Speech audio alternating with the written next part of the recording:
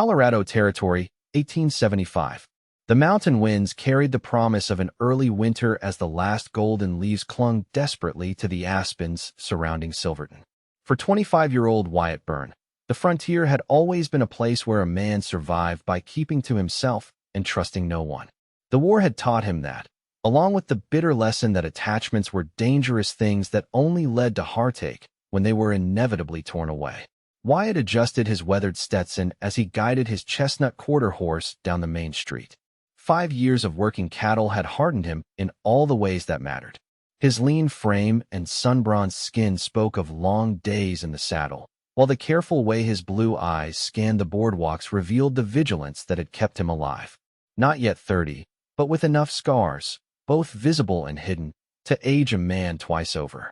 "This town ain't changed a bit," he muttered to himself, tightening his grip on the reins. Truth was, he had only come to Silverton because the Whitaker Ranch was paying top dollar for experienced hands to drive their cattle down from summer pasture before the mountain passes closed. The money would see him through winter, and then he would move on. That was his pattern, never staying long enough to form connections, never letting anyone close enough to matter when he inevitably rode away. Because Wyatt Byrne had learned one truth about the West, it was no place for tender feelings. Out here, sentiment got a man killed as surely as a bullet. Love was a luxury for those safe behind Eastern parlor walls, not for those scraping survival from this unforgiving land. A commotion near the general store caught his attention, raised voices, one distinctly female. Wyatt normally minded his own business, but something in the woman's tone made him rein in his horse. "I will not return with you, father. I have made my decision." The young woman stood defiantly on the boardwalk, her honey-blonde hair escaping from beneath a modest bonnet. Even from this distance, Wyatt could see she was trembling, though whether from fear or anger, he couldn't tell. The older man facing her wore the fine clothes of an Easterner. His face was flushed with anger as he gripped the young woman's arm. "Rebecca, you will cease this foolishness immediately. You have embarrassed our family enough with your wild notions." "They are not notions, father. I am 20 years old, and I have accepted the teaching position. Silverton needs an educated woman to run their school." The man scoffed loudly enough for Wyatt to hear from horseback. "A proper O'Malley daughter does not waste her education on the children of miners and cowboys. You were raised for better things than this wilderness." Rebecca O'Malley straightened her spine, her blue calico dress fluttering in the October breeze. "This wilderness, as you call it, is where I choose to make my life." Something in the set of her jaw reminded Wyatt of himself, that same stubborn determination he'd seen in his own reflection. He found himself unconsciously guiding his horse closer. "Then you choose to do so alone," her father declared, releasing her arm with a push that nearly sent her stumbling. "If you will not return to Boston with me tomorrow, consider yourself no daughter of mine. No funds, no family name, no support." Wyatt saw something flicker across Rebecca's face, a moment of doubt that threatened to crumble her resolve, before she raised her chin once more. "So be it," she whispered, though the words carried on the mountain air. Her father's expression hardened like granite. "You will regret this foolish rebellion when winter comes and you find yourself alone in this godforsaken place." He turned on his heel and stalked toward the hotel, leaving his daughter standing alone as curious townsfolk quickly averted their eyes from the family drama. Rebecca seemed to shrink once her father was gone, her shoulders slumping beneath the weight of what had just transpired. She glanced around, suddenly aware of the public nature of her disownment, and Wyatt could see the tears she was fighting to contain. Something in his chest tightened at the sight. He knew he should ride on. This wasn't his concern. Yet he found himself dismounting instead, securing his horse to a nearby post. Before he could think better of it, Wyatt approached the young woman, removing his hat as he stepped onto the boardwalk. "Ma'am," he said quietly, "might I suggest the cafe? Looks like you could use somewhere to sit a spell." Rebecca O'Malley's blue eyes met his, widening slightly. For a moment, he thought she might refuse, but then she nodded, dabbing quickly at her eyes with a handkerchief. "That would be appreciated, Mr. Byrne. Wyatt Byrne." He gestured toward Molly's cafe just down the street, careful not to touch her, but maintaining a protective presence as they walked. Inside the cafe, he found them a quiet corner table. Rebecca sat with the careful posture of someone raised in society, though her hands fidgeted with her handkerchief. "I apologize that you witnessed that scene, Mr. Byrne," she said once they were seated. "It was not how I intended to introduce myself to the townspeople." Wyatt shrugged. "Folks around here mind their business. They'll forget it by morning." Her smile didn't quite reach her eyes. "My father will not forget. He means what he says. Most fathers do." Wyatt ordered coffee for them both when Molly approached. When they were alone again, he added, "You mentioned a teaching position?" Rebecca nodded, a genuine spark of enthusiasm breaking through her distress. "Yes, Silverton has finally raised enough funds for a proper schoolhouse. I saw the advertisement in a Boston newspaper and applied immediately. Boston to Silverton is quite a change, Miss O'Malley." "The greatest journeys often are, Mr. Byrne." She took a sip of her coffee once it arrived, then set it down carefully. "My father believes I am throwing away my future. He cannot understand that I see it as just beginning." Her words struck something in Wyatt that he thought he'd buried long ago. He'd once had dreams beyond mere survival, before the war, before he'd learned how quickly dreams could turn to ash. "The West isn't kind to dreams," he found himself saying, "especially for a woman alone." Rebecca's gaze sharpened. "Then perhaps the West needs to learn new ways." "I didn't come here seeking kindness, Mr. Byrne. I came seeking purpose." The conviction in her voice caught him off guard. This was no naive girl playing at adventure. There was steel beneath that proper Boston upbringing. Still, Wyatt had seen too many broken by the frontier's harsh realities to believe mere determination was enough.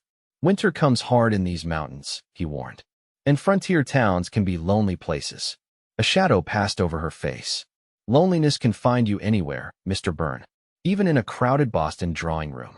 For a moment, their eyes met in shared understanding, and Wyatt felt an unexpected connection. He cleared his throat and looked away first. "The Whitaker Ranch is hiring," he said abruptly, changing the subject. "I'm heading there tomorrow to sign on for the fall cattle drive." "Then you are a cowboy." It wasn't a question. Among other things, Wyatt left it at that.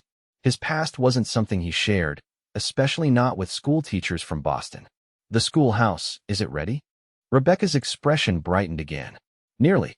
Classes begin in 2 weeks. I've been staying at Mrs. Peterson's boarding house while helping with the final preparations." They spoke a while longer, and despite his better judgment, Wyatt found himself enjoying her company. She was educated but not pretentious, determined but not foolhardy. When they finally parted ways outside the cafe, he surprised himself by tipping his hat and saying, "Good luck with your school, Miss O'Malley. I hope you find what you're looking for out here. And you with your cattle drive, Mr. Byrne." She paused, then added softly, "Thank you for the coffee and conversation. It was a kindness I needed today." Wyatt nodded, uncomfortable with her gratitude. "Just happened to be passing by."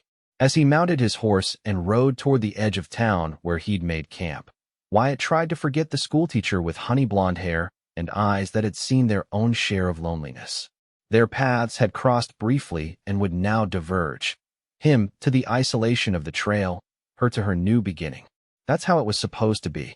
The frontier was no place for connections. 3 days later, Wyatt found himself in the thick of preparation for the Whitaker drive.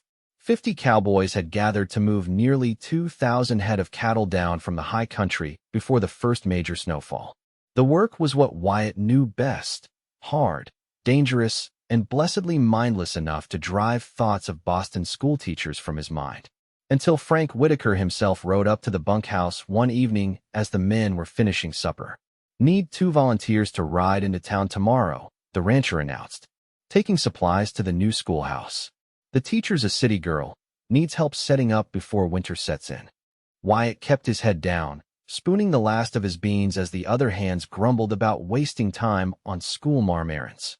$5 extra to whoever goes," Whitaker added, and suddenly there were volunteers aplenty. Wyatt wasn't sure why he spoke up. "I'll go," he said, surprising himself as much as the others. "Passed through town a few days back? Know where the schoolhouse is?" Whitaker nodded. "Take Wilson with you. Leave at first light." That night, lying in his bunk, Wyatt told himself he was only going for the extra pay. The cattle drive would be hard work for meager wages, and $5 was $5. It had nothing to do with wondering how the Boston schoolteacher was faring after her father's departure. Nothing at all. The next morning dawned crisp and clear as Wyatt and Wilson loaded the wagon with supplies, desks, books, wood for the stove, and provisions that would help the new schoolhouse through its first winter. They reached Silverton by mid-morning, the town more alive than it had been during Wyatt's previous visit. The schoolhouse stood at the edge of town, a simple but sturdy structure with fresh paint and new windows. As they pulled the wagon around back, Wyatt spotted Rebecca immediately. She wore a simple brown dress with her sleeves rolled up, struggling to move a heavy wooden bench by herself. "Miss O'Malley," he called as he jumped down from the wagon. "Mr. Whitaker sent supplies." She turned, surprise registering on her face before breaking into a genuine smile. "Mr. Byrne, I didn't expect to see you again so soon." "Nor I you," he admitted, removing his hat. "Though it seems you could use the help." For the next few hours, Wyatt and Wilson unloaded the wagon, arranging desks, installing the new stove, and stacking firewood against the coming cold. While Wilson chatted amiably with Rebecca about the town and her plans for the school, Wyatt worked mostly in silence, watching her from the corner of his eye. There was something different about her today, a new confidence in her movements, a quiet determination as she arranged her classroom. She had chosen this path despite the cost, and she wasn't backing down. He found himself respecting that, even as part of him still believed she was being naive about the challenges ahead. When they broke for lunch, Rebecca produced sandwiches she had prepared, insisting on sharing them with the two cowboys. "It's the least I can do for your assistance," she said, handing Wyatt a wrapped package. "I'm afraid it's not much, just bread and cheese." "Better than trail food," Wyatt replied, taking a seat on the schoolhouse steps. Wilson excused himself to check on the horses, leaving Wyatt and Rebecca alone. For a moment, they ate in comfortable silence, watching the distant mountains. "Did your father leave?" Wyatt finally asked. Rebecca nodded, her expression carefully composed. "The eastbound stage departed yesterday morning." "And he maintained his position?" "Yes." She smoothed her skirt with one hand. "I am officially on my own now." Wyatt studied her profile, noting the slight tremble in her fingers despite her calm demeanor. "Do you regret it?" "No," she answered without hesitation. "Though I admit, the reality of being truly alone is daunting." A cold breeze blew down from the mountains, and Rebecca shivered slightly. Winter would be here soon, bringing snow that could isolate this town for weeks at a time. Wyatt found himself wondering if she understood what she had chosen. "The people here," he said carefully. "They're good folks, but winter changes things. Gets quiet, isolated." Rebecca turned to face him directly. "Mr. Byrne, are you trying to frighten me back to Boston?" "No, ma'am. Just speaking truth." "I appreciate your concern," she said, her voice softening. "But I made this decision knowing the challenges. I may be from Boston, but I'm not made of porcelain." Wyatt found himself smiling slightly. "No, I don't believe you are." Their eyes met, and something passed between them, a moment of recognition, perhaps, of kindred spirits despite their different backgrounds. But then Wilson returned, and the moment was gone. As they finished the work and prepared to leave, Rebecca stood in the doorway of her schoolhouse, the late afternoon sun catching in her hair. "Thank you both," she said. "Please convey my gratitude to Mr. Whitaker as well." Wilson tipped his hat and climbed onto the wagon, but Wyatt hesitated. "The cattle drive leaves in 3 days," he said. "Should be back through Silverton in about a month, if the weather holds." Rebecca nodded, understanding his unspoken question. "I'll still be here, Mr. Byrne. This is my home now." Home. The word struck Wyatt strangely. He hadn't considered anywhere home since before the war. "Good luck with your school, Miss O'Malley," he said, putting on his hat. "And you with your cattle, Mr. Byrne. Stay safe on the trail." As they drove away, Wyatt found himself looking back at the solitary figure standing before the schoolhouse. Despite his convictions about the folly of connections in this harsh land, he couldn't help wondering if he might find reason to pass through Silverton again after the drive was done. The cattle drive proved every bit as grueling as Wyatt had anticipated. October turned bitter as they pushed the herd through high mountain passes, racing against the weather. The work was exhausting but familiar, the kind that left no room for thoughts beyond the immediate needs of survival.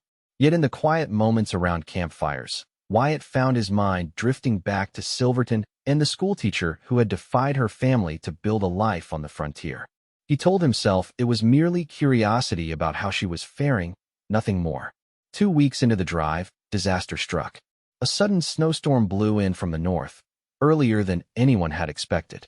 The cattle panicked in the whiteout conditions, and in the ensuing chaos, Wyatt's horse lost its footing on an icy slope. Horse and rider went down hard. Wyatt woke in a strange bed, pain radiating through his left leg and ribs. Disoriented, he tried to sit up only to be gently pushed back by firm hands. "Lie still, Mr. Byrne. You've taken quite a fall." That voice. He blinked through the pain, his vision clearing to reveal Rebecca O'Malley sitting beside his bed, a damp cloth in her hands. "Miss O'Malley?" He looked around, recognizing the simple furnishings of what must be her quarters at the back of the schoolhouse. "How? Your fellow cowboys brought you here 3 days ago," she explained, pressing the cool cloth to his forehead. "You were the closest injured to town. Dr. Jenkins set your leg and bound your ribs, but said you shouldn't be moved again until you've healed some." "The herd?" Wyatt asked, his throat dry. Rebecca offered him water from a tin cup. "Scattered in the storm, but they've recovered most. Mr. Whitaker came by yesterday. He said to tell you your job will be waiting when you're healed." Wyatt closed his eyes, processing this information. The drive would continue without him.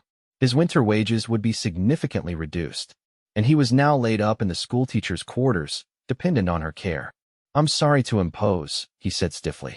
"Once I can stand, I'll find other accommodations." Rebecca shook her head. "Don't be ridiculous. It's no imposition. School is in session now, but I have plenty of space. And Mrs. Peterson from the boarding house comes to help when I'm teaching." "I can't pay much," Wyatt admitted, hating the vulnerability of his position. "I'm not asking for payment," Rebecca replied, her expression softening. "Consider it repayment for your help with the schoolhouse. Besides," she added with a small smile, "it's nice not to be entirely alone as winter sets in." Over the following days, as Wyatt drifted in and out of fever dreams, Rebecca's presence became a constant. She read to him in the evenings after her teaching duties were complete, poetry and novels he'd never had time for, her voice steady and soothing. During the day, when she was with her students, he could hear their lessons through the wall, spelling and sums and history. Slowly, painfully, he began to heal. And even more slowly, he began to know Rebecca O'Malley. Not just the determined schoolteacher, but the woman who hummed softly while preparing dinner, who laughed at her own mistakes in baking, who sometimes looked out the window at the falling snow with a wistfulness that matched his own restlessness. "Why did you really leave Boston?" he asked one evening as she changed the bandages on his leg. The break was healing well, but it would be weeks before he could put his full weight on it. Rebecca's hands paused in their work. "It's not a very exciting story. I'd still like to hear it." She sighed, securing the fresh bandage before sitting back in her chair. "I was engaged to be married. A suitable match, the son of my father's business partner. Edward was a good man, in his way. Proper. Respectable. But," Wyatt prompted when she fell silent. "But I felt like I was slowly disappearing," she admitted, meeting his eyes. "Each day became smaller than the last. My opinions, my desires, my thoughts, they were inconvenient in Boston society. A proper wife knows her place." Wyatt watched her face as she continued, seeing the passion that animated her features. "Then my cousin sent me a letter from Chicago. She'd become a teacher and wrote about the difference she was making in children's lives. I realized I wanted that purpose. When I broke my engagement, my father was furious. Said I had embarrassed the family. When I saw the advertisement for Silverton, it seemed like providence." "So you traded security for freedom," Wyatt observed. Rebecca nodded.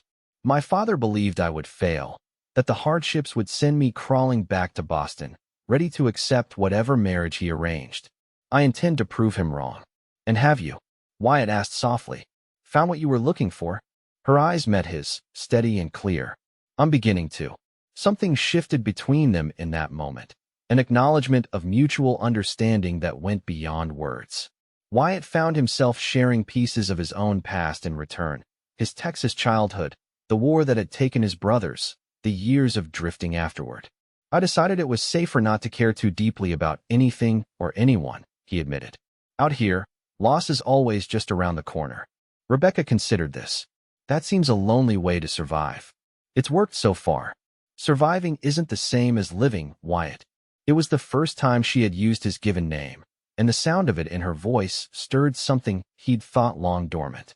As November deepened into December, Wyatt gradually became more mobile.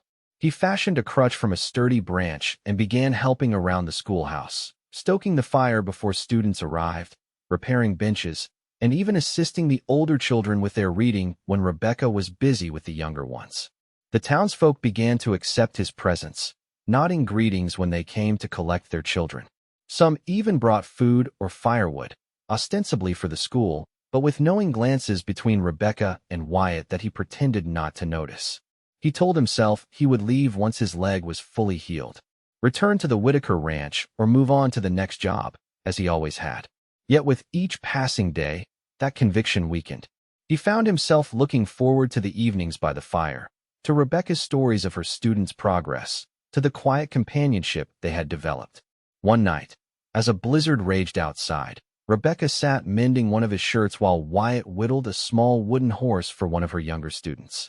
"What will you do when spring comes?" she asked suddenly, looking up from her sewing. Wyatt's hand stilled. It was the question that had been hovering unspoken between them for weeks. "I hadn't decided," he said carefully. "The town council mentioned they'll need someone to help rebuild the bridge over Cedar Creek once the snow melts," Rebecca said, her tone deliberately casual. "The pay is good, and there's talk of expanding the schoolhouse as well." Wyatt studied her face in the firelight, seeing the hope she was trying to conceal. "Are you suggesting I stay in Silverton?" "I'm suggesting there might be reasons to consider it." She set her sewing aside, meeting his gaze directly. "You've built something here these past weeks, Wyatt. The children respect you. The townspeople value your help. And I—" She hesitated, color rising in her cheeks. "And you?" he prompted, his heart beating faster than it had any right to. "I would miss our evenings together," she finished quietly. Wyatt set down his whittling and moved to sit beside her on the small sofa. His legs still ached, but he barely noticed it now as he took her hand in his. "Rebecca," he began, then stopped, searching for the right words. "I've spent years believing that connections were dangerous, that caring for someone only meant more pain when they were gone. But these weeks with you—" He shook his head, struggling to articulate the change he felt. "You've shown me there might be something worth the risk." Her fingers tightened around his. "Is that enough? To make you stay?"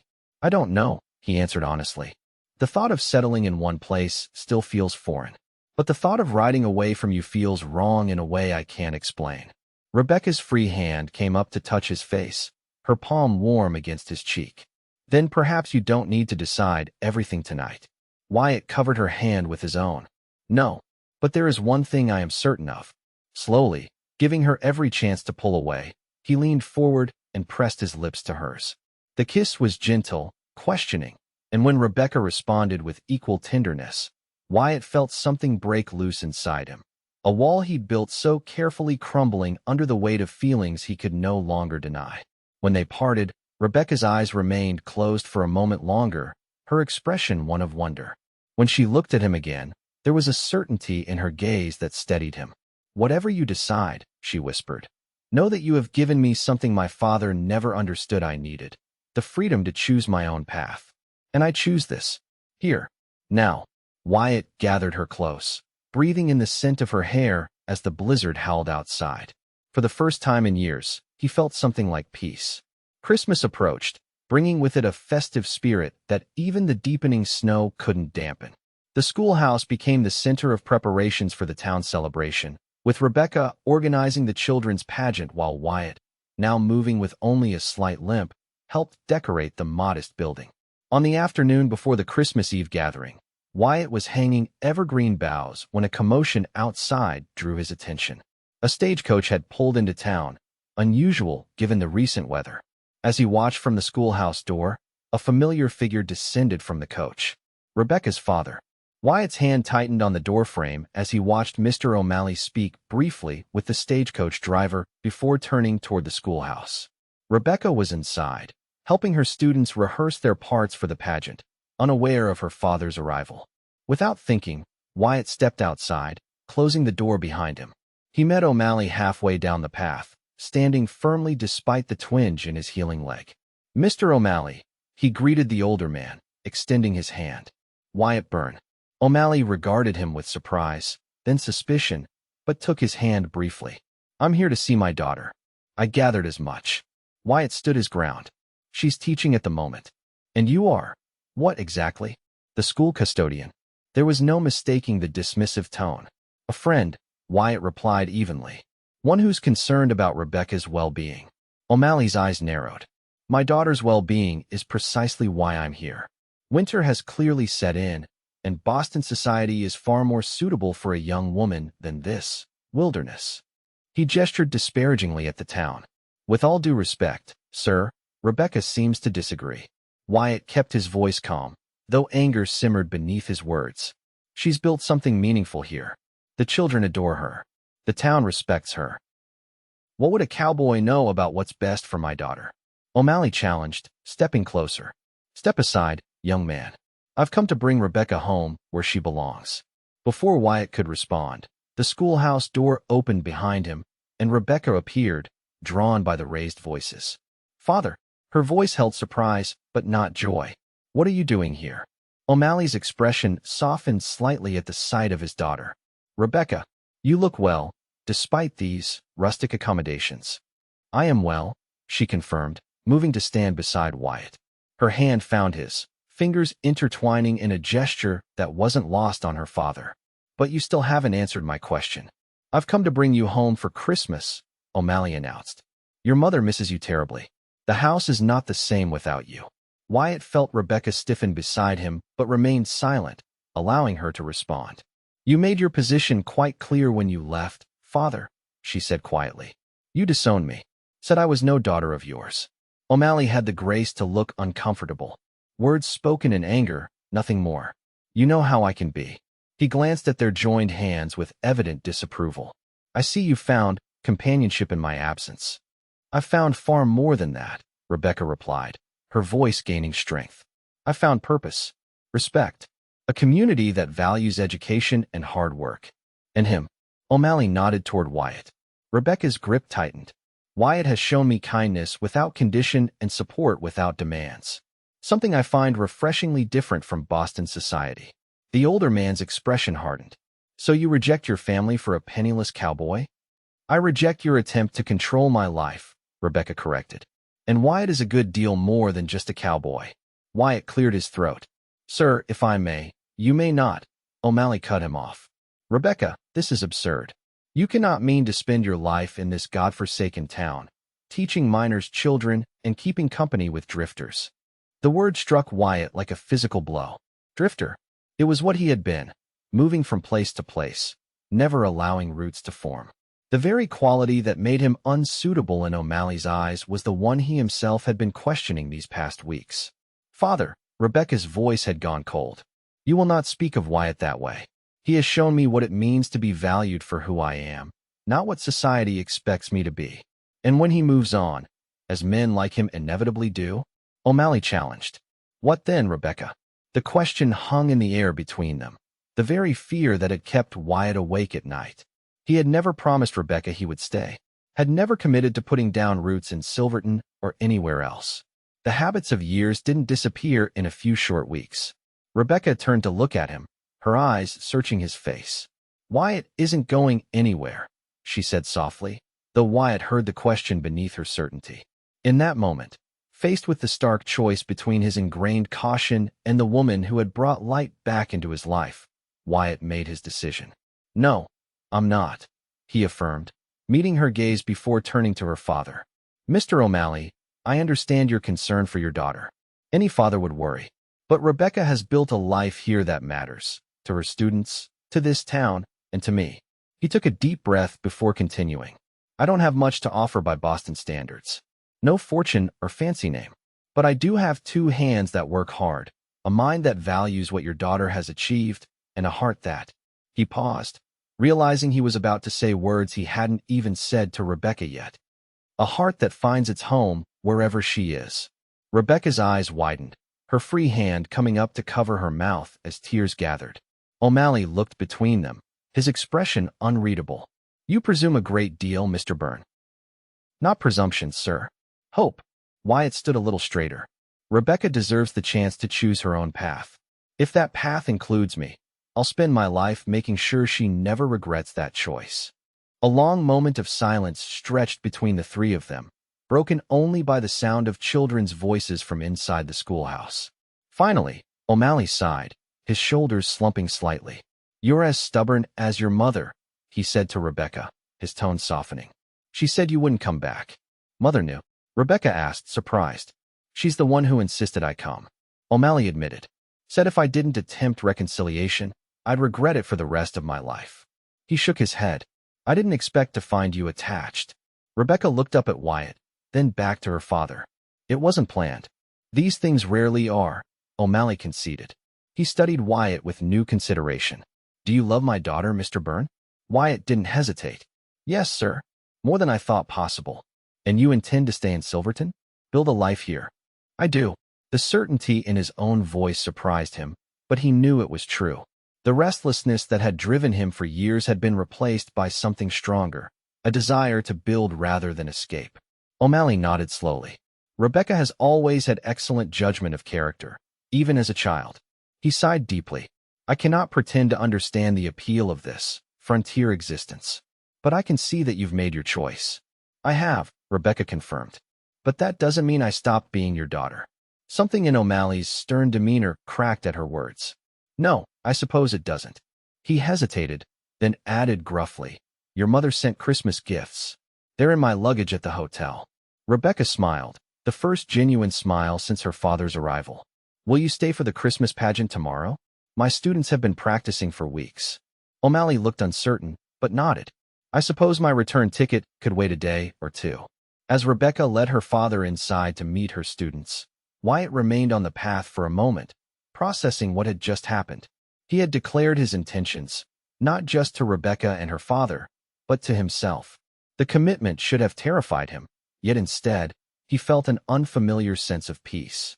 That evening, after Rebecca had shown her father to the hotel, she and Wyatt walked slowly back to the schoolhouse through gently falling snow. "Did you mean it?" she asked softly. "About staying?" Wyatt stopped walking, turning to face her under the light of a street lamp. Snowflakes caught in her eyelashes as she looked up at him, vulnerability clear in her expression. "Every word," he assured her, taking both her hands in his. "Rebecca, I've spent years believing that to survive out here, a man had to remain unattached. That connections were liabilities." He shook his head, amazed at his own blindness. "But these weeks with you have taught me that surviving isn't enough. You were right all along." "About what?" she asked, her breath visible in the cold air. "That surviving isn't the same as living." He lifted one hand to brush snow from her cheek. "You showed me there's more to life than just making it to the next day. There's building something that matters. There's having someone to build it with." Rebecca's eyes shimmered with unshed tears. "When my father disowned me, I was terrified. I pretended to be brave, but inside, I wondered if I'd made a terrible mistake. And now," Wyatt asked softly, "now I know it was the best decision I ever made," she whispered. "It led me here, to this town, to these children who need me, to you." Wyatt drew her closer, his arms encircling her waist. "I love you, Rebecca O'Malley.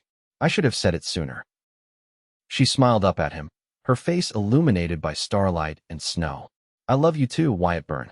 And I don't need Boston or my father's approval to know that this, us, is right." As their lips met beneath the gently falling snow, Wyatt knew with absolute certainty that his wandering days were over. In Rebecca, he had found not just love, but a reason to stay, to build, to believe in a future brighter than his past. The Christmas pageant the following evening transformed the schoolhouse into a place of wonder. Evergreen boughs and candles created a warm glow as parents and townsfolk packed the small building to watch their children perform. Mr. O'Malley sat somewhat stiffly in the front row, but Wyatt noted his expression softening as Rebecca introduced her students with evident pride. As the children sang Christmas carols, Wyatt stood at the back of the room, watching Rebecca in her element, confident, joyful, and beloved by her students. When their eyes met across the crowded room, the connection between them was palpable, a silent promise of the life they would build together. After the final carol, as parents collected their children and exchanged Christmas wishes, Wyatt made his way to Rebecca's side. Her father approached them, looking somewhat uncomfortable but determined. "That was quite impressive," O'Malley admitted. "Your students clearly adore you." Rebecca beamed. "Thank you, Father." That means a great deal coming from you. O'Malley cleared his throat. Your mother will be disappointed you won't be returning with me. Tell her she's welcome to visit in the spring, Rebecca offered. When the mountain passes are clear. A moment of awkward silence fell before O'Malley turned to Wyatt. Mr. Byrne, I may not fully understand my daughter's choices, but I can see that she has found happiness here. He extended his hand. Take care of her. Wyatt shook his hand firmly. I will, sir. You have my word. And perhaps, Rebecca added gently, you might consider that your daughter hasn't been lost to you. Rather, your family has gained a new member. O'Malley's eyebrows rose, and he looked between them questioningly. Wyatt smiled, putting his arm around Rebecca's shoulders. What she means, sir, is that I've asked her to marry me. And she's agreed. Rebecca looked up at him in surprise. They had spoken of a future together, but not yet of marriage explicitly. Yet as their eyes met, Wyatt saw nothing but certainty and joy in her expression. Is this true? O'Malley asked his daughter. Yes, she answered, never looking away from Wyatt. It is. O'Malley sighed deeply, but a reluctant smile tugged at his lips. Your mother will insist on sending a proper wedding dress, at the very least. I would like that, Rebecca said softly. Later that night, after the town had quieted and Christmas Eve settled over Silverton in a blanket of silence and snow, Rebecca and Wyatt stood on the schoolhouse porch, looking up at stars that seemed close enough to touch in the clear mountain air. I didn't actually propose properly, Wyatt said, turning to face her. It just seemed right in the moment. Rebecca smiled. It was perfect. Unexpected, like everything about us has been. Still, Wyatt insisted, lowering himself carefully to one knee despite his healing leg. He took her hand in his. Rebecca O'Malley, you came west seeking purpose and found a town that needed your strength and wisdom. I came west running from connection and found in you the very thing I didn't know I was searching for. He paused, emotion making his voice rough. Will you marry me? Build a life here together. Rebecca pulled him gently to his feet, tears tracking down her cheeks. Yes, Wyatt. 1,000 times yes. As they sealed their promise with a kiss, the church bells began to toll midnight, marking the arrival of Christmas Day. Wyatt held Rebecca close, marveling at how much had changed since that autumn day when he'd first seen her standing defiant on a Silverton boardwalk. When your family disowned you, he whispered against her hair. I never imagined you'd become part of mine. Rebecca looked up at him, her face radiant with happiness. And what a wonderful family we'll build, Wyatt Byrne. What a wonderful life. Spring arrived in Silverton with a riot of wildflowers and renewal. The schoolhouse, as promised, was expanded to accommodate more students. Wyatt had taken the job rebuilding the Cedar Creek Bridge and, with his growing reputation for solid craftsmanship, found himself with more work than he could handle alone. By summer, the small cabin he had built on a piece of land at the edge of town was complete, a wedding present for his bride. Though modest, it boasted a wide porch where Rebecca could read in the evenings and enough land for a garden and perhaps, someday, room for children to play. Their wedding day dawned clear and bright, the entire town gathering to celebrate. Rebecca wore the dress her mother had sent, simpler than Boston fashion demanded, but beautiful in its elegance. As she walked toward him outside the church, wildflowers in her hair and joy in her eyes, Wyatt felt the last of his old fears dissolve completely. Rebecca's parents had made the journey for the wedding, her mother embracing the frontier adventure with surprising enthusiasm, her father maintaining a dignified reserve that occasionally broke into reluctant smiles when he thought no one was looking. You've done well for yourself, O'Malley told Wyatt gruffly during the celebration. The cabin is solidly built. Thank you, sir, Wyatt replied. Though I suspect it's your daughter who's done well, putting up with a former drifter. O'Malley studied him for a moment. Not so former anymore, I think. You've put down roots here. Wyatt looked across the gathering to where Rebecca stood surrounded by her students, laughing as they presented her with a handmade quilt, each square sewn by a different child. Yes, he agreed. The deepest kind. That night, as they stood on the porch of their new home, watching fireflies dance in the summer twilight, Rebecca leaned against her husband's shoulder. Are you happy, Wyatt Byrne? She asked softly. He turned to look at her, this woman who had transformed his understanding of what the frontier could be, not just a place of survival and isolation, but of community and belonging. Happier than I ever thought possible, he answered truthfully. You changed everything, Rebecca. You showed me that even out here, especially out here, a man needs more than solitude to truly live. And you showed me that sometimes finding your true family means creating it yourself. She smiled up at him. Your family became mine, and mine became yours. As stars began to appear in the darkening sky above Silverton, Wyatt held his wife close, grateful for the twist of fate that had brought him to this town at precisely the moment when a Boston schoolteacher had needed someone to believe in her courage. "Welcome home," he whispered against her hair. And for the first time in his adult life, Wyatt Byrne knew exactly where he belonged.